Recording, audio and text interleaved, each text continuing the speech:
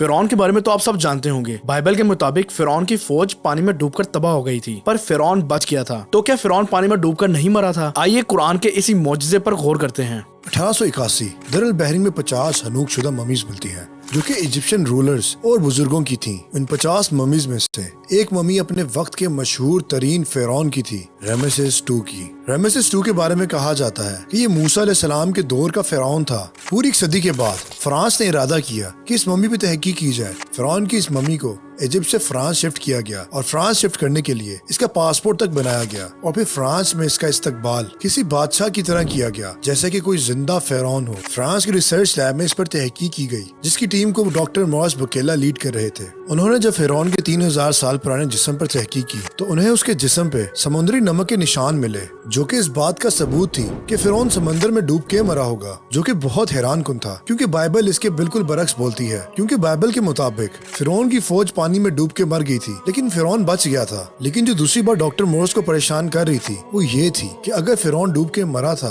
तो उसका जिस्म अब तक बरकरार क्यों है और क्यों उसका जिस्म बाकी हनूकशुदा ममीज जैसा है। अभी वो इसी कश्मकश में थे कि उन्हें किसी ने आके बताया कि कुरान में भी यही बताया गया है कि फिरौन पानी में डूब के मरा था और ये भी बताया गया कि क़यामत तक के लिए उसका जिस्म बरकरार रहेगा। और जब डॉक्टर मॉरिस को इस बारे में पता चला तो वो हैरान रह गए कि कुरान तो फिरौन के मरने के 2000 साल बाद नाजिल हुआ था। फिर डॉक्टर मॉरिस ने सऊदी अरब जाने का फैसला किया, जहाँ पे उस वक्त मेडिकल कॉन्फ्रेंस हो रही थी। और फिर इस कॉन्फ्रेंस में डॉक्टर मॉरिस ने अपनी तहकीक का जिक्र किया और उन्होंने बताया कि फिरौन का जिस्म डूबने के बाद भी अब तक सही सलामत है। और फिर उनमें से एक शख्स उठा और उसने डॉक्टर मॉरिस को कुरान की आयत सुनाई, और हमने बनी इसराइल को दरिया से पार कर दिया तो फिरौन और इसके लश्कर ने सरकशी और तादी से इनका ताक़ुब किया, यहाँ तक कि जब इसको गर्क ने आ पकड़ा तो कहने लगा कि मैं ईमान लाया कि जिस पर बनी इसराइल ईमान लाए हैं इसके सिवा कोई माबूद नहीं और मैं फरमा बरदारों में हूँ। जवाब मिला, अब ईमान लाता है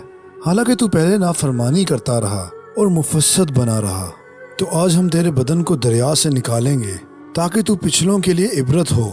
और बहुत से लोग हमारी निशानियों से बेखबर हैं।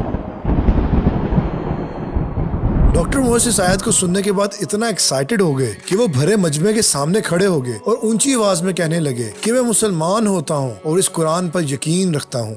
अल्लाह अकबर। बेशक अल्लाह ताला कुरान में फरमाता है, हम अनकरीब एतराफ में भी और खुद इनकी जात में भी निशानियां दिखाएंगे, यहाँ तक कि इन पे हक वाज़े हो जाएगा और ये चिल्ला उठेंगे कि कुरान हक है। क्या तुमको ये काफी नहीं कि तुम्हारा परवरदिगार हर चीज से वाकिफ है? अल्लाह अकबर। इसीलिए हम कहते हैं गौर करें, क्योंकि गौर करने वालों के लिए निशानियां हैं।